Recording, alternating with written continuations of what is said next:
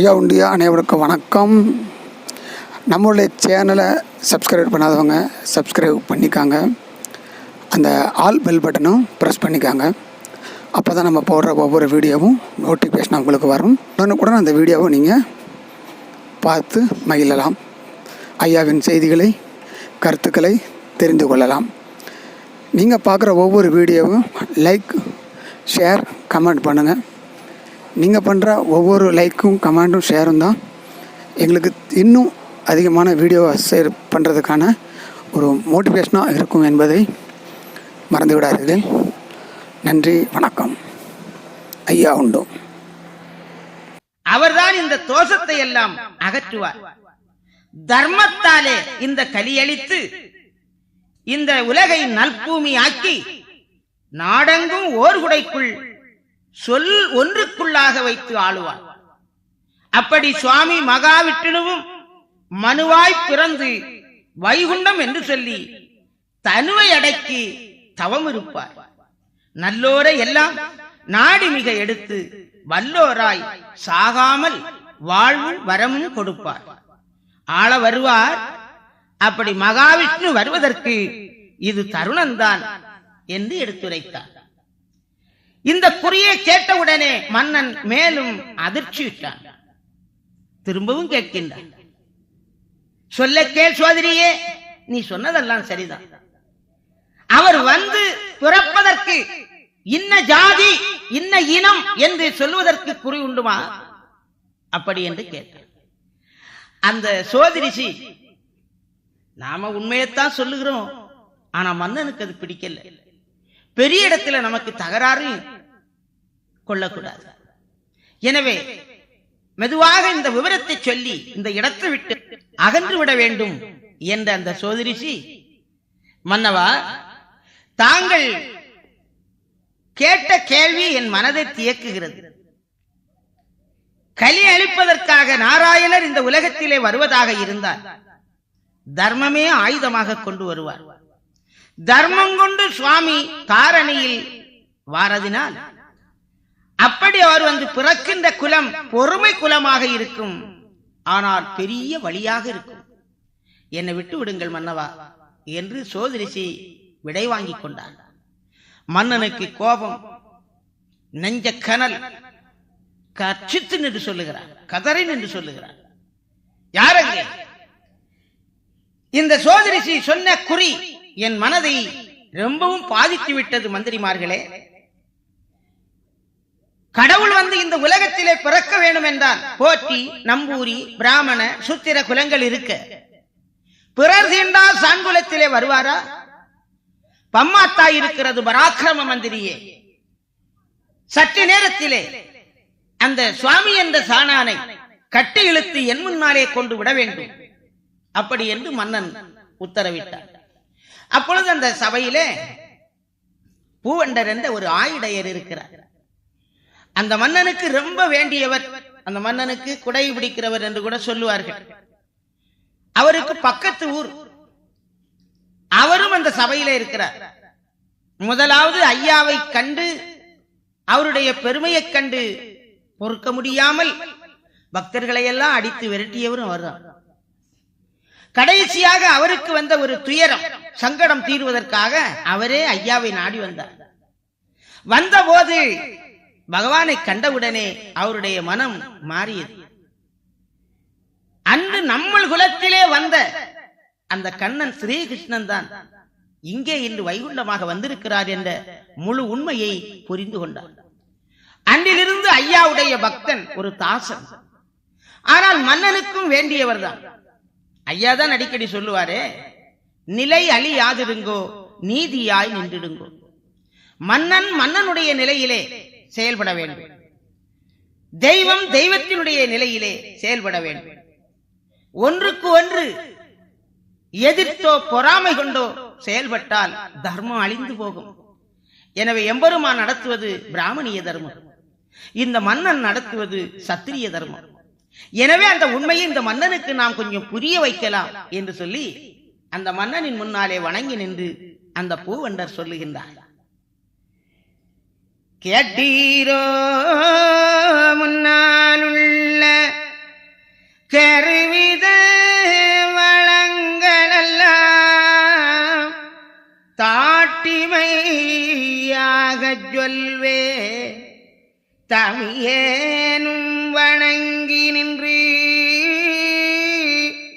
பூட்டியே மனதில் வைத்து புத்தி எந்தெண்ணி நீரும்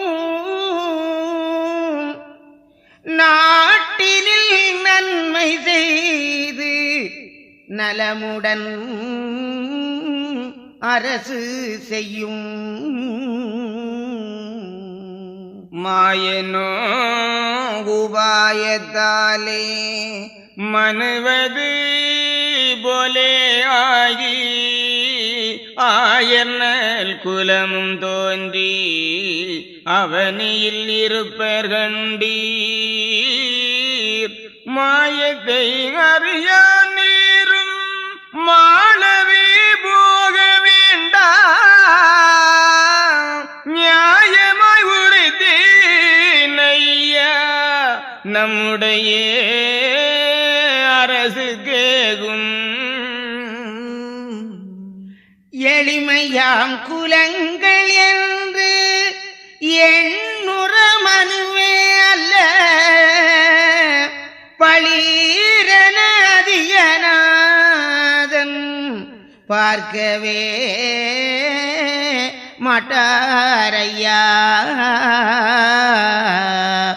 அழிவது யுகத்து காட்சி ஆனதால் வருவார் திட்டம் வழியது இல்லை ஐயா மாறியே போவோம் வாரும்.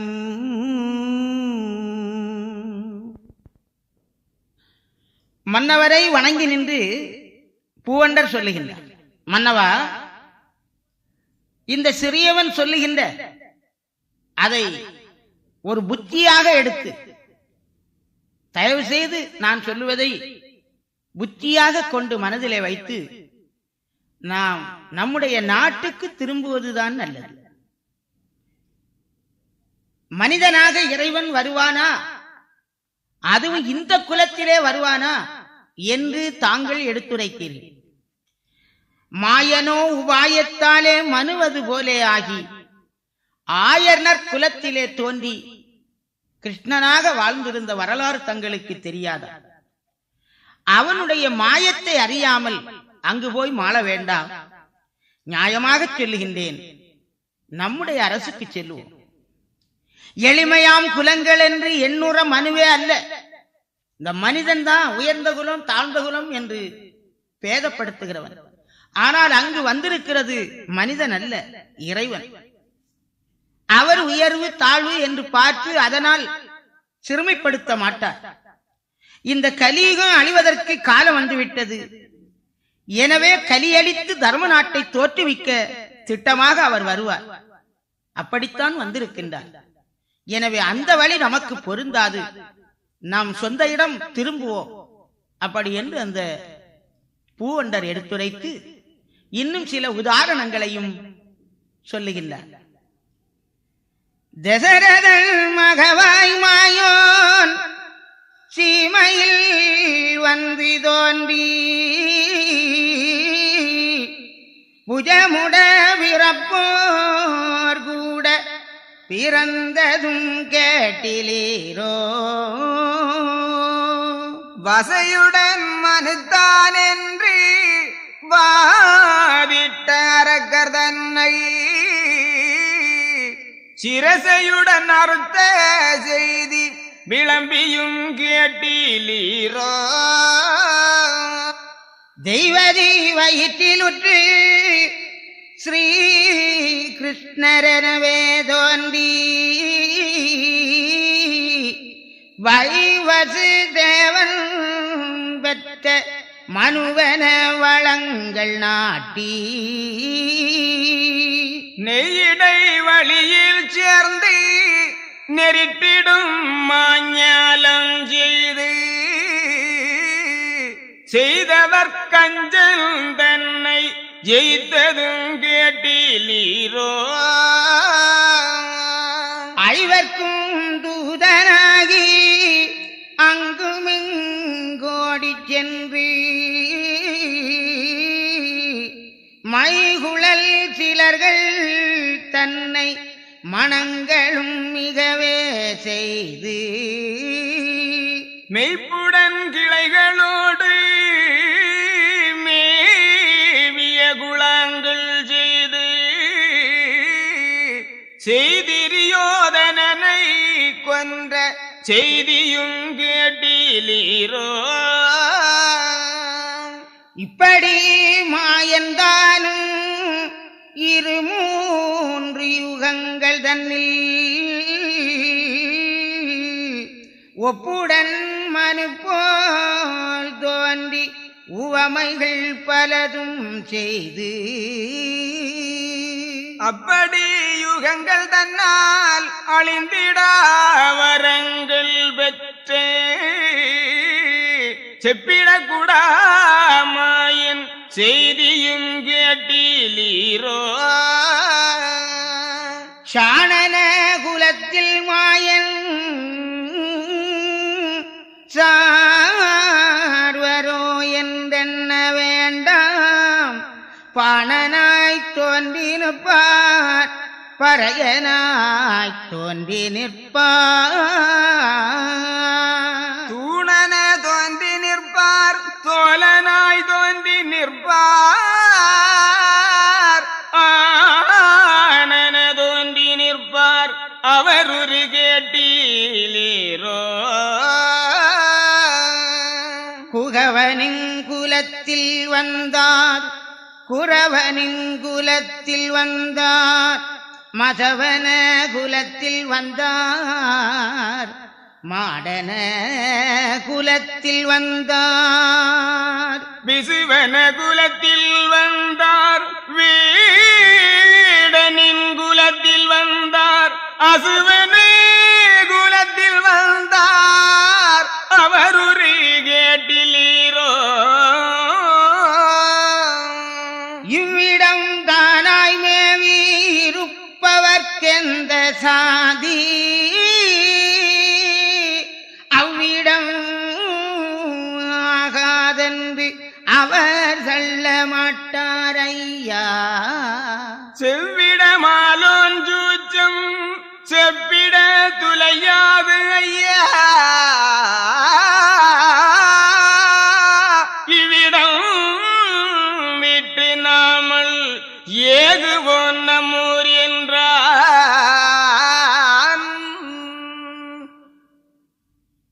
அப்போ அந்த பூவண்டர் மேலும் சொல்லுவா, மன்னவா, தசரதனுக்கு பிள்ளையாக ஸ்ரீராமனாக தோன்றி இன்னும் சகோதரர்களோடு கூடி பிறந்த பிள்ளைகள் என்று சொல்லக்கூடிய அளவிற்கு ஸ்ரீராமனாக வாழ்ந்திருந்து அப்படி அவதரித்த அந்த ராமபிரானை தென்னிலங்கை ராவணன் சாதாரண ஒரு நரன் என்று இழப்பமிட்டான். அப்படி இழப்பமிட்ட அந்த ராவணனுடைய சிரசுகளை எல்லாம் அறுத்தறிந்த செய்தி தங்களுக்கு தெரியாத தெய்வதியாளுக்கும் வசுதேவனுக்கும் ஒரு பிள்ளையாக ஸ்ரீ கிருஷ்ணனாக தோன்றி நெய்யிடை வழியிலே நெருட்டிடுமா ஞாலங்கள் எல்லாம் செய்து சாதாரண ஆயர்குலத்து சிறுவன் தானே என்று எண்ணி போருக்கு அழைத்த கஞ்சனுடைய குடலை பிடுங்கி எறிந்து அவனை கொண்ட செய்தி தங்களுக்கு தெரியாதா? ஐவருக்கும் தூதனாகி அங்குமிங்கும் ஓடிச் சென்று மைகுழல் சிலர்களை மணங்களும் புரிந்து குடும்பமாக அண்ணன் தம்பி மாமன் இப்படி குடும்பமாக வாழ்ந்திருந்து ஸ்ரீகிருஷ்ணன் என்று பெருமை காட்டி நின்ற அந்த கண்ணனை சாதாரண நம்ம குலத்திலே ஒருவன் தானே, நம்மை போல் அவனும் ஒரு மானிடன் தானே என்று எண்ணிவிட்ட துரியோதனாதிகளை எல்லாம் அறுத்த செய்தி தங்களுக்கு தெரியாத? இப்படி 1-2 யுகங்களில் அல்ல மன்னவா, கழிந்த 6 யுகங்களாக அழிந்திடாத வரங்களை பெற்று வையகத்திலே வந்து திருவிளையாடல்கள் புரிந்த அந்த இறைவன்தான், அந்த ஸ்ரீமன் நாராயணன் தான் இங்கே வைகுண்டமாக வந்திருக்கின்றார். ஷானார் குலத்திலே கடவுள் எப்படி வருவார் என்று சொன்னீர்களே, அவர் இல்லாத அவர் வராத குலம் எங்கு இருக்கிறது மன்னவா? ஆணாக பெண்ணாக தோழனாக தூணாக மற்றும் குயவர் குலம், குறவர் குலம், மசவனர் குலம், மாடனர் குலம், விசுவனர் குலம், வேடனர் குலம் என்று இந்த உலகத்திலே எத்தனை இனங்கள் இருக்கிறதோ அந்த இனத்திலெல்லாம் அவர் வந்திருக்கின்றார். இனத்துக்கு இனங்கள் இருப்பேனான் சுவாமி என்று மனதில் வேறு ஆரோ என்று வையாதே என் மகனே என்று ஐயா உபதேசம் சொல்லுகிறாரே. இந்த கருத்தை எல்லாம் அந்த மன்னனுக்கு பூவண்டர் எடுத்துரைத்தார். இவ்விடம் தானாய் மேவி இருப்பவருக்கு எந்த சாதி என்று இருக்கிறது மன்னவா? அது ஆகும் இது ஆகாது என்று அவர் கழிக்க மாட்டார். அவனுடைய சூட்சம் யாராலும் அறிய முடியாது. நாம் இந்த இடத்தை விட்டு நம்மூருக்கு போவதுதான் நல்லது அப்படி என்றார். ஆனால் அந்த மன்னன் அதை ஏற்றுக்கொள்ளவில்லை. அந்த பூவண்டருக்கு எதிர்மொழி சொல்லுகின்றான். என்றவன் சொன்ன போது ராஜனும் மிகவே கேட்டு பொன்றிய வகையினாலே புத்தியில் அறியா வண்ணம் மன்றல தோற்கும் ஏற்க வார்த்தையை உரைத்தாய் என்று கொன்றவன் தன்னை போடும் கோபமாய் உரைத்தான் நீசன். வேதமாங்கலைகள் தேர்ந்த மேல்குலம் அதிலே மாயன் சீதமாய் பிறவா வண்ணம் சிறுகுலம்புக்கு வாரோ. ஆரடா இந்த வார்த்தை யாருக்குமே ஏற்கா போடா. பாதகா எனக்கு புத்தி பகரவே வந்தாய் மோடா. மிட்டம் 4 லட்சம் நேடிய பொன்களிட்டு சத்திர சாலை தோறும் தர்மமும் அளித்து நாமல் சித்திர திருநாள் நித்தம் செய்கிற குலத்தை தள்ளி நித்தியம் வேலை செய்யும் இழிகுலம்புக்கு வாரோ. பிரமனை ஒப்பாஞ்சாதி பிராமண குலத்தை தள்ளி ஸ்ரீராமனும் மற்றோர் தன்னில் சேர்வது திடனோ இல்லை. வராகமாய் உதித்த மாயம் மனுவன விரக்க மாட்டார்.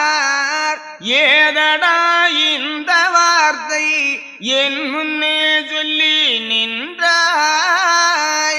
காரணமான மாயன் கலியுகம் வருமன்றெண்ணி நாரணம் பயந்து ஓடி நல்மலை ஏறிமானா.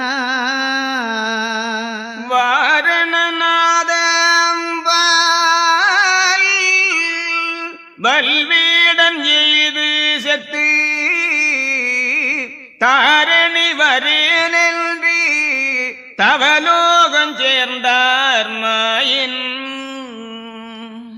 வேதமாங் கலைகள் தேர்ந்த மேற்சாதி, அதாவது மேல்குலம் என்று சொல்லக்கூடிய இனத்திலே பிறக்காது இந்த சிறுகுலத்திலே எப்படியடா வந்து கடவுள் பிறப்பார்? இது விந்தையாக இருக்கிறது. எனக்கு நீ புத்தி புகட்டுவதற்கா இப்படி வந்து நிற்கின்றாய்?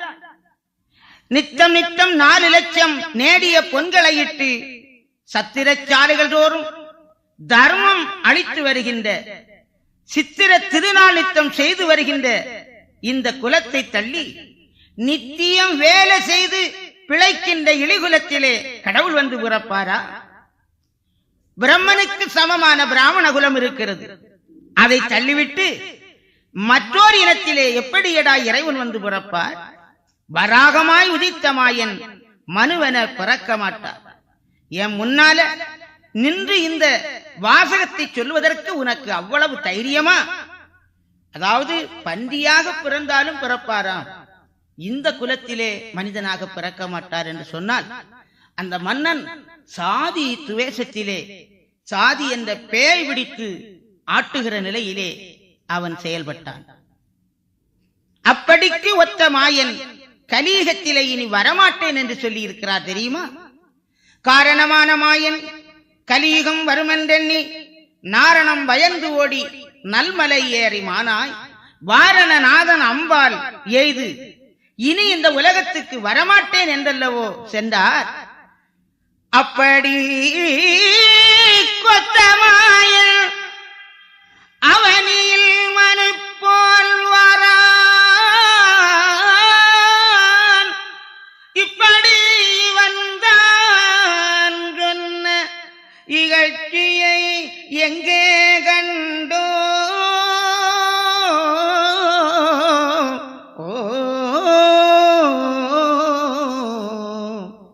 கப்பிடி சனாங்கையில் கை கூலி வேண்டிக் கொண்டு இப்படி மழுப்ப வந்தாய் ஏதடா செய்தி என்றான்.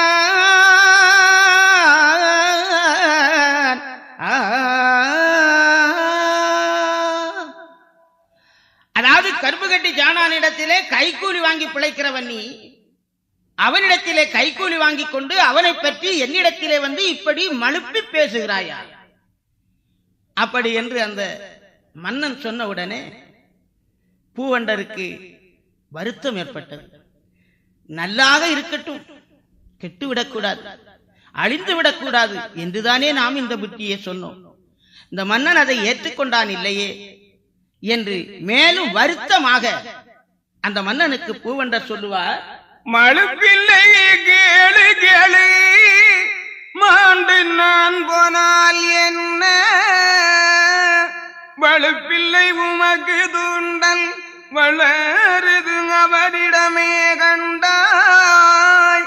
கழுத்திலே உனது கையால் கத்தியை வாங்கி வைப்பாய். முழுத்தில்லையானால் என் சொல் மேல் வீசை அறிந்து தாரே. ஆனையும் படையும் தன் அரண்மனை கோவில்கானும் சேனையும் குடையும் வியாழச் செல்வமும் சிறப்பு எல்லாம் ஏனமும் மிகவே தோத்து எரிந்து நீ கரிந்து சாவாய். நான் இதை சொல்லவில்லை, நாரணர் உரைத்தார் என்றார். மன்னவா, மழுப்பி பேசுவதற்காக நான் வரவில்லை. அப்படி பேசி எனக்கு அதிலே ஒரு ஆதாயமும் தேவையில்லை. ஒன்று மட்டும் உண்மையை சொல்லுகின்றேன். உமக்கு தூண்டல் சுவாமி தோப்பிலே வளர்கிறது, தெச்சனாபதியிலே வளர்கிறது. நான் சொல்லுவதை கேளாமல் அங்கு போய் அந்த பண்டாரத்தை நீ தொட்டால் போதும், உன் கையினாலேயே கத்தியை கொண்டு உன் கழுத்தை வெட்டிக் கொள்வதற்கு சமம் அன்னவா. இது உண்மை இல்லை என்றார். என் வீசையை அறிந்து தருகிறேன். வீசையை ஒத்த பக்கத்து வீசையை எடுத்துறேன். அது அல்லாமலும் உன்னுடைய 4 வகையான படைகளையும் இழந்து, நாடு நகரம் இழந்து, செல்வங்களை எல்லாம் இழந்து, செல்வாக்கு இழந்து, உனக்கு அதிகப்படியான நோய்பிணிகள் உன்னை பற்றி, அதனால் நீ வேதனைப்பட்டு செத்து இறந்து நரகத்திலே போவாய். இது இந்த பூவண்டன் சொல்லுகிறான் என்று நீ எண்ணாதே. நாராயணர் உரைத்தார் என்று அந்த சபையிலே பூவண்டர் மன்னனுக்கு எடுத்துரைத்தார். என்றவன் சொன்ன போது ஏங்கியே உளறிப்பின் பொன்றுற வகையினாலே புத்தியில் அறிய வண்ணம் கொண்டு வேந்தன்னை போடும் கொழுவிலங்கதிலே சிங்க தண்டிகை எடுத்து வாரும் சாணனசாமி பார்க்கவே போவோமென்று பார்முடி வேந்தன் சொல்ல கார்கன பாவினீச சரடனும் ஏதோ சொல்வான். ஆர்குது ஏற்குஞ்சான அவனிடம் போவதென்ன கார்கதீகவிட சாஸ்திரி கடிகனை அனுப்பும் என்றான். அனுப்புமென்றுரைக்கும் போது அரதனும் ஏதோ சொல்வான். துணுப்புடன் காணான் தன்னை சூழ்ந்து நூல்கயத்தால் கட்டி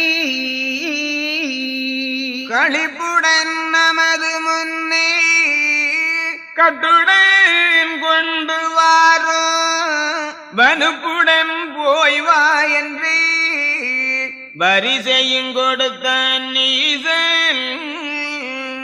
கொடுத்திடும் வரிசை தன்னை குவித்தவன் வேண்டிக் கொண்டு கடுத்தமாய் கௌட சாஸ்திரி கடும்படை கோலமிட்டு தடுத்திடும் வீரர் தன்னை தானிங்கே வாரு என்று நடுத்தரமதில நின்று நல்லணி வகுத்தலுற்றான். பரிநடைக்காரர் தன்னை பக்கமும் மேவிட்டான். கரிநடைக்காரர் தன்னை காவலாய் முன்னே விட்டான். சரிபரி ஏறி கௌட சாஸ்திரி முன்னே நின்று வரிபடை கவசம் போர்ந்து வந்த நண்படைக்கு முன்னே அம்பெடுத்தெய்வேனென்று அவனொரு அணிகள் சாட கம்பெடுத்தடிப்பேனென்ன காலதன் மிகவே சாட கும்பெடுத்துதைப்பேன் என்ன குஞ்சர தலைவர் ஓட புண்பட கொல்வேன் என போயினன் கவுடன் தானே. பூவண்டர் சொன்ன அந்த முறைகளை எல்லாம் கேட்டு கோபப்பட்ட மன்னன் பூவண்டரை இழுத்து கொண்டு போய் வல் விலங்கிலே சேருங்கள், கொலு விலங்கிலே போடுங்கள், அப்படி என்று எனக்கு சிங்கத்தண்டிகை சிங்கப்பல்லாக்கு எடுத்துக்கொண்டு வாருங்கள், நானே நேரடியாக சாணன சாமியை பார்த்து சிறைபிடிக்கப் போகிறேன் என்று சொல்லி எழுந்தார். இதுவரையிலும் ஐயாவை பற்றி தவறுதலான காரியங்களை சொல்லிக் கொண்டிருந்தவர்கள் பயந்தே போனார்கள். இந்த மன்னன் அங்கு போகிற போது அவரை பார்த்தால் இவர் தெய்வம்தான், இவர் கடவுள்தான் அப்படி என்று வணங்கி நாம் பதமும் வாங்கிட்டு வந்துடக்கூடாது. அப்படியானால் நம்முடைய ஆயுள் குறைந்து விடுமே, தூக்கிலே போட்டு விடுவானே அப்படி என்று பயந்து, மன்னவா தாங்கள் அங்கு போக வேண்டாம், நீங்கள் போகிற போது அந்த சாணன சாமிக்குத்தான் பெருமை, தங்களுக்கு சிறுமை. ஒரு நாட்டை ஆளுகின்ற மன்னவன் ஒரு பண்டாரத்தை சிறைபிடிப்பதற்காக நேரடியாக போகிறான் என்றால் அது நமக்கு சிறுமை அல்லவா, தாங்கள் போகக்கூடாது. இதோ கடிகன் இருக்கிறான் கவுட சாஸ்திரி, அவனை அனுப்பி வைப்போம்.